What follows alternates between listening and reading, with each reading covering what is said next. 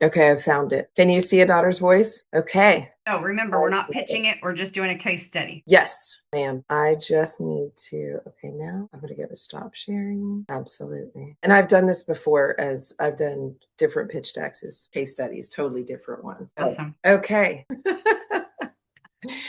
did it. And we did it by 9 o'clock. Yes, we're good. Okay, so I don't think I have to let participants in. I think they just are in. So I think we're going to go ahead and get started. It's 11:01. We're starting right on time. Pretty good, pretty good. So this is my amazing partner, Ariel, and she is producing a movie that we're involved in together. And she's going to bring us the like open the curtain and go backstage into investing in film, all of the ins and outs of it, how it's amazing, how it can impact people with the message that it brings, and how you can invest with impact. Because at the end of the day, isn't that what we want to do? We want to have an impact on the world. So if you can invest and bring goodness in the middle of it all, shouldn't we just do that? I just think it's a no-brainer. So I do love it. You're going to bring a case study for us today I am. on go ahead and tell her. Well, I am so excited to be able to be here. Thank you so much for this invitation, first and foremost, Tracy. I am so excited, as you said, to share about the investment that you can have in a film because of the great impact that films can have on our society and the impact that we have through these films is really what I want to call legacy. And that's what I really want to talk about. And how I want to talk about this is that as we're going through our portfolios, as we're looking at the ways that we can invest our money, there are different ways to look at it. It's like what's going to produce the highest return today, what's going to produce the greatest long-term investment, and also what type of impact are we making on society and on the future of our country, our world, especially if you're like me and you're a mom. I have 3 children and they've gone into their 20s. And so they're young adults. And I'm thinking towards my future. I'm thinking towards my grandchildren. What world am I leaving for them? Not just a financial legacy, but the legacy of the world they're going to be inheriting. And so film gives us the opportunity to actually invest and to see a return in all 3 areas. And that's one of the reasons why I feel like it's such a viable option that people miss out on. And I do realize that there are definite risks to every investment that we have, and not every investment is the slam dunk gold rush opportunity. But from my understanding and my experience in life, most that is with most, if not all, investments. So I want to just give today an overall of how this works, what you want to look for to see that it is a good investment for your finances, and what are reasonable expectations for people as they're looking at investing in a film. And then if there's any other questions, I would love for you to ask me those, Tracy, if I'm missing something. But I'd really like to do a case study. And as I'm going throughout, I'm going to share as well just historically a little bit about Hollywood and how things have changed, and particularly where we are in filmmaking. Most people, what I want to acknowledge first and foremost is that most people, when they think of Hollywood, they think of the Oscars. So they think of those films that are up at you get to go to the podium, or at least nominated for going to the podium. And that is really a fraction of the films that are out there in the world. There are hundreds of films that are made, and there are 20 that get acknowledged at the Oscars, maybe 30 if you're adding in documentary and all these other smaller, not smaller, they're all big honors, but less known awards, right? So, but the film industry is way bigger than that. And if you look at it, the film industry has multiple platforms. We still are focused on the theaters, what has come out theatrically and made a big splash, right? And we hear big numbers, Avengers numbers, which are hundreds of thousands of dollars to make and billions coming in at the box office. And those are the things that we have in our head. But we need to scale that back and say, what is the average film? What is the broader base? And so we can always hit that big time with them. But studios are really only counting on and know that there's going to be a few every year from their studio. That's what they hope will hit that big time, that will go international, that will do all of those things. That doesn't mean that the little guys that are out there that we're watching on Netflix and Amazon and Hulu on Angel Studios are not making money. In fact, they are, because there are multiple ways that they will make money. And so I want to just open with that to broaden everyone's thought process and recognize that I'm going to speak to you from the bigger picture, not necessarily a Broadway box office that we're used to. This is an industry, and there's several different streams of income that come in for a film. So what I'd like to do is share my screen, and I'm going to do this case study on an upcoming project. And this particular project is called A Daughter's Voice. So let me share that screen with you all. So you'll see that this is just a typical pitch deck, which you've probably seen for all kinds of different projects. But this is one that looks a little bit more for an investment for a film, and that's to help you be familiarized. So you open up, and unlike a lot of other pitch decks, this is really has a sense of showing the creativity also of a project. What is it going to look like? What is it going to feel like? So there's pieces in here that I won't spend as much time on. I will look more at the business aspect of it with you for the interest of our time. But this is called A Daughter's Voice. And of course, it gives you that opening statement: across oceans and against the odds, she discovers love, purpose, and destiny, birthing a legacy that inspires women around the world. So this is an amazing story that is being told, and we want to know more about it. So here we go. We're telling about the tone, the genre. One of the things that you want to think about is, when you look at a film, is how popular is that genre? You can always look and do some research and see what is the base of people that watch that type of film. And so with this, it's a faith-based biographical inspirational drama. Dramas do well. Inspirational does very well. Right now, faith-based is really at its peak. Faith-based films are doing outstanding in the marketplace. If you do even the slightest bit of research and look at I Can Only Imagine, and look at several different films that the Irwin brothers have put out, and the Kendrick brothers and certain other filmmakers, Angel Studios, you'll see that they're doing excellent in terms of their projects. Hollywood's trying to catch up right now. The percentage is not as high in the arena. So that's a great genre. I'm looking at it going, this is a great genre. And then you have biographical. This is a biographical. Now, people love true stories, right? People love stories that they can't deny the truth of them. They can't deny the wonder of them. They can't deny what has happened. And so you want to look at that. What are the types of films? Then here's a summary. I'm not going to go into that really a whole lot, but this is a summary, a biographical, a woman who has started out in Hong Kong. Her story goes from Hong Kong to Mississippi to Virginia to New York to Belgium back to the US. So it's a story that takes you across continents. So you have a film summary, and now we're looking at target audiences. We want to have a broad base. You want to have a broad base for your film, but you want to also know exactly who the target audience is. If anyone ever says to you, my film is for everybody, you want to question that, because everybody doesn't love every film. There is a driving force, and you should know as an investor that moms are the biggest driving force in the economy. That's right, moms. We are the driving force. We go with our husbands, we go with our children, we influence our friends and go with our. So you want to look at your target audience. These are more, as I said, just slides that will show you a little bit of a taste of what the project will look like. You'll see the visual styles of what this is going to be. It gives you a sense of the artistry of the project. And then you also look at who are the attachments, whether that's an outstanding director. On this, Lisa Arnold is one of the top, if not the top female in the faith-based space, who are featured actors.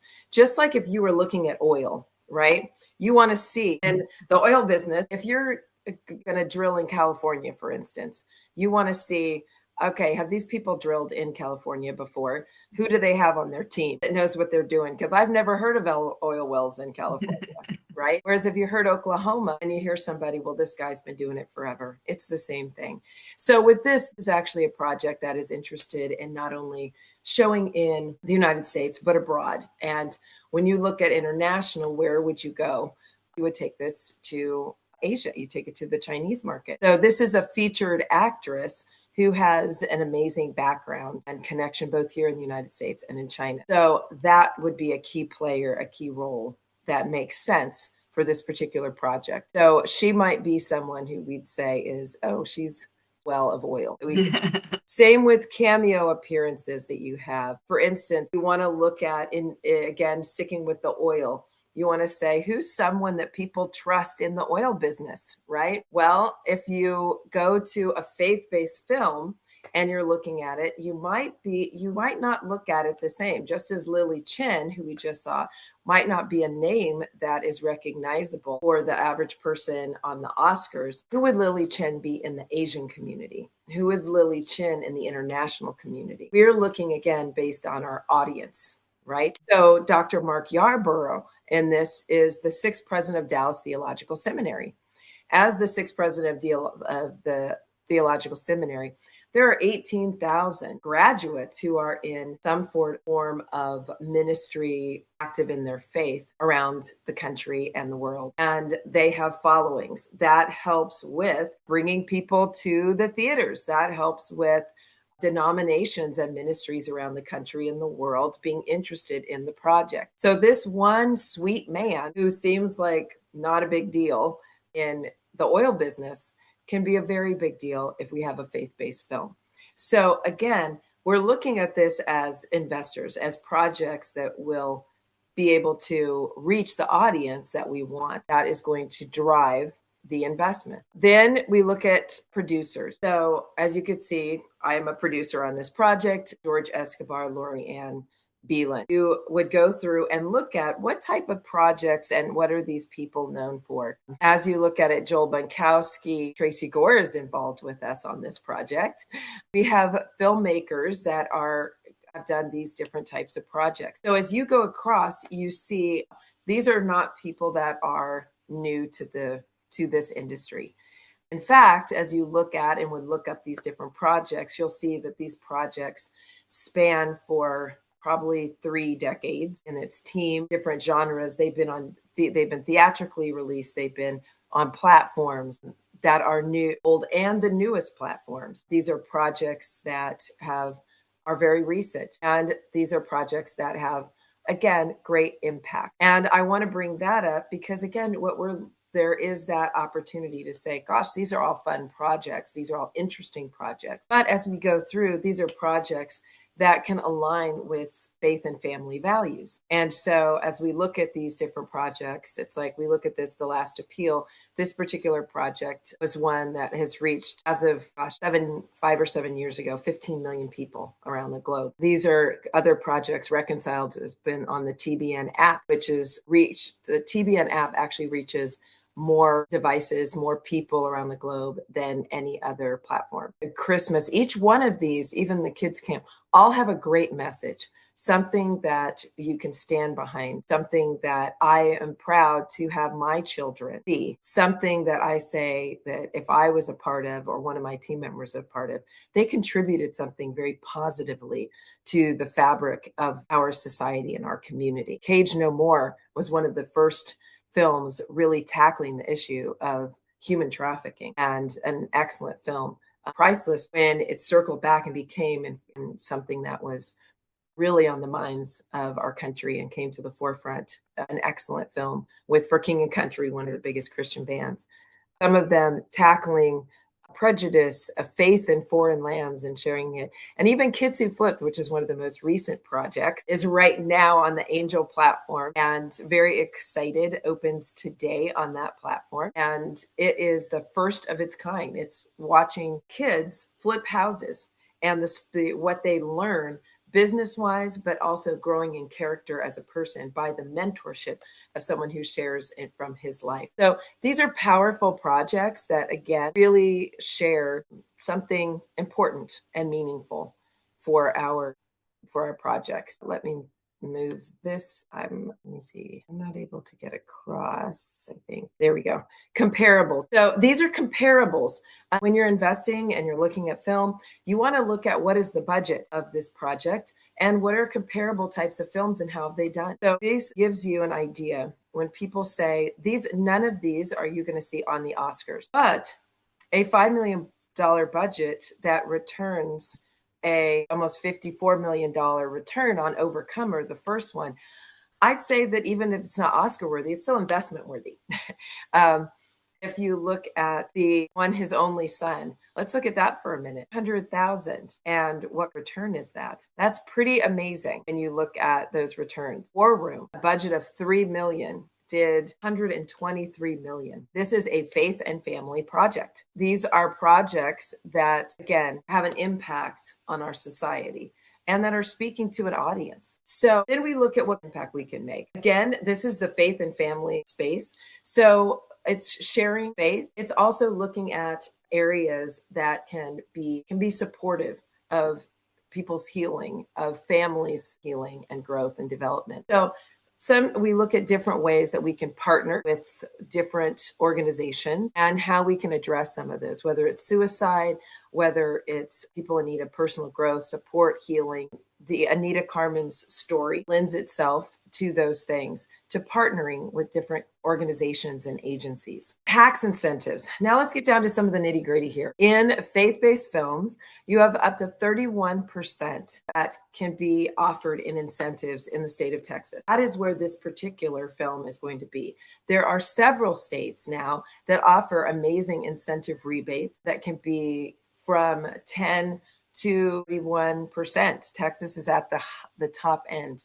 There are even some countries like Ireland that are super competitive right now. There is For King and Country's most recent project. Ben Smallbone is directing that.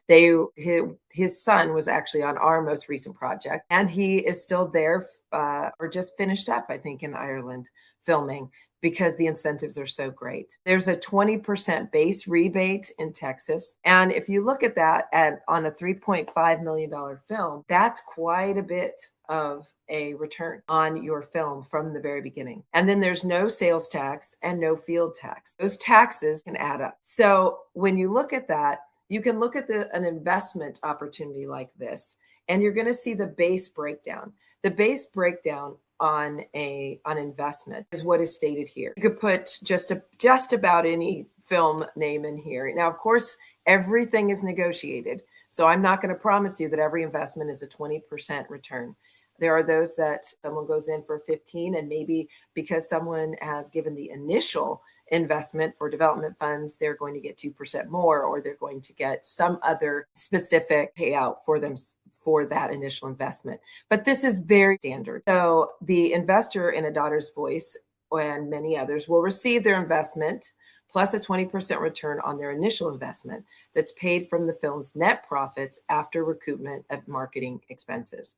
Marketing expenses do come out first. That is also an investment. You can invest in marketing after the film production is completed, particularly if it's an indie film. You can give investment into that. And I'll talk a little bit more specifically about that at the end so that there's no confusion. But for now, let's stay focused on there's a 20% return on the initial investment. And in addition, the investor receives the pro rata share of 50% of the film's net profits in perpetuity.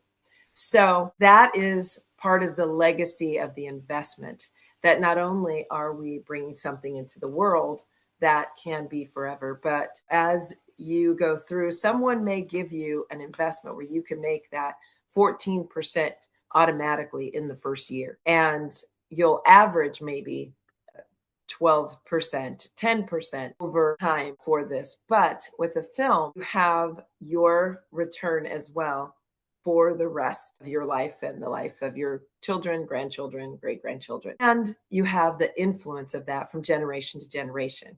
How many of us have watched a program every single year, like It's a Wonderful Life? It's a Wonderful Life was made by Frank Capra decades ago, and it is as popular as ever. It is watched every single year on multiple platforms that people pay for. And there are still products online that you can Google to buy for It's a Wonderful Life because people buy it every year. And so if you can make a film that has that part, that connection, you're going to have an incredible influence and financial investment. So as you look through this, it gives you again, there's more that you'll see that references some of the other things that we shared about. Distribution. Wait, let me just do this one stat back here, that 100 faith-based theatrical releases have earned 1.34 billion at North American box offices. So that's a pretty good stat, because every one of those films, of course, was not a big box office boom, but over time, that slow and steady, they've all made their money. And that's a good investment. So what you want to know is distribution. There are 5 different distributions channels that we can look at here very easily. First is box office, everyone knows, nationwide release, theatrical, limited, international, limited release. You can even have just weekend. You can do 1 or 2 weekend releases and then immediately put that on a streaming platform.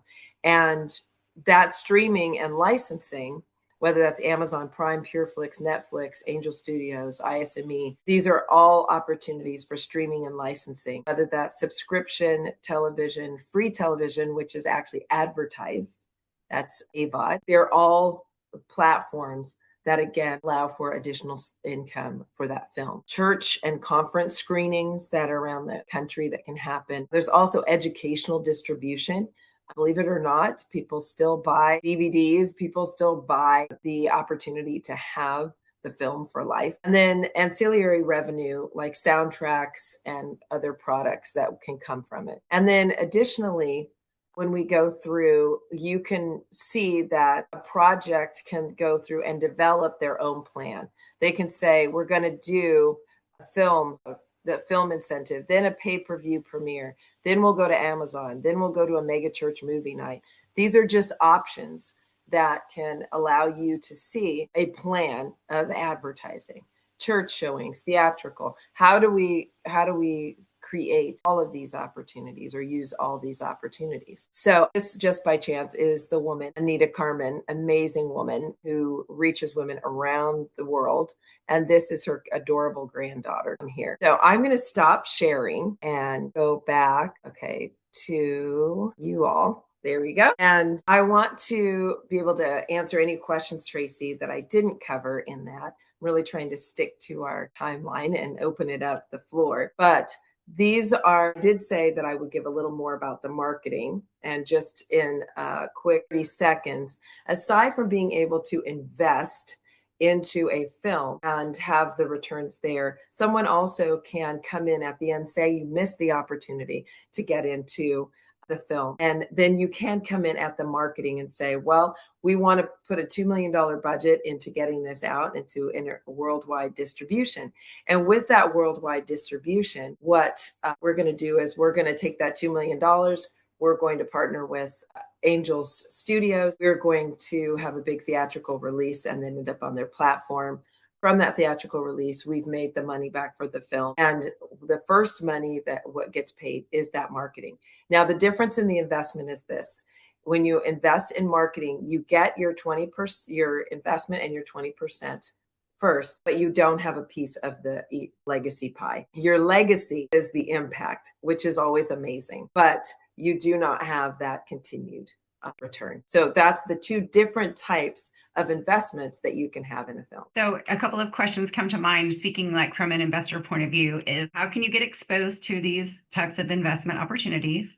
And what is the initial turnaround usually from when you invest to when the movie's made to when you actually start seeing any return? Well, working backwards, I think with a film, you have to know that you make an investment in the film and then the film has to be made. So the reality is that depending upon the film is how long it's made, how long it takes.